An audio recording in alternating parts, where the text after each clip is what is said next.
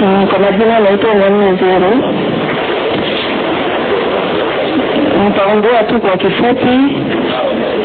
Nitakuwa naongea Kinyamlenge kidogo na Kiswahili kidogo.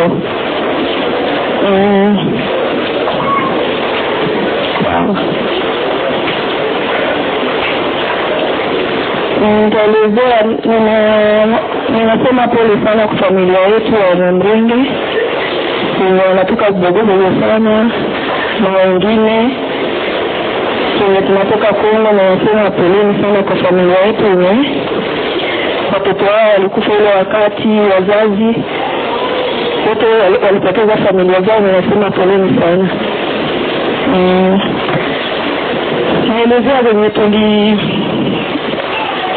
tulishika Baraka ya 1996. Ni ile mmoja wale wenye tulitekwa nyara tukapeleka Tanzania. Nakumbuka 1996 tukiwa kwa kanisa pale Mwenezi Baraka, baada ya kuua baba yangu, madharau yenyewe alikuwa anamfanyia, anamwambia kuwa yeye ni Mnyamlenge, akamulia maziwa kwa sufuria. Papa akakataa.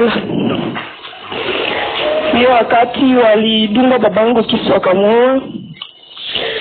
Na wengine wengi tu wazazi wenye walikufa hiyo wakati, wenye sijui hesabu yao juu.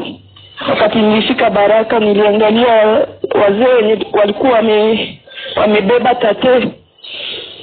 Walikuwa wamembeba hivi juu, walikuwa mnono sana, halikuwa hawezi kutembea.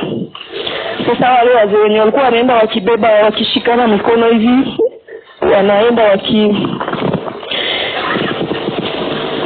wanaenda wakimbeba juu alishindwa kutembea. Baada ya kufika Baraka kuangalia siku waona watu, ilikuwa idadi kubwa sana ya watu wenye walikufa. Wakati tulifika kwa hiyo kanisa ya Mwemezi, tulikaa hapo kwa muda wa wiki moja, tukakaa na wabembe, wanapika chakula wanaleta. Baada ya hapo siku moja, nakumbuka ilikuwa Sunday, walikuja tu wakaanza kutuambia wameua mtu wa kwetu huko, na nyinyi hakuna hata Mnyamlenge atatoka kwa hii kanisa hapa. Nyinyi wote wenye mnatoshana, hakuna Mnyamlenge atatoka hapa. Ndio jambo la mwisho nakumbuka walituambia. Na hapo walianza kuchoma hiyo kanisa moto.